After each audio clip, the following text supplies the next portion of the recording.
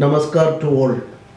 On this glorious day in 1961, the last Portuguese Governor General surrendered to the victorious Indian armed forces, paving the way for freedom of Goa from the shackles of Portuguese rule.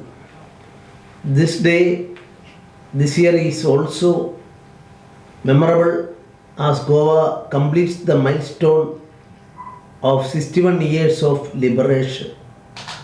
I feel proud to join this historic occasion of celebrating the momentous day of Goa's liberation.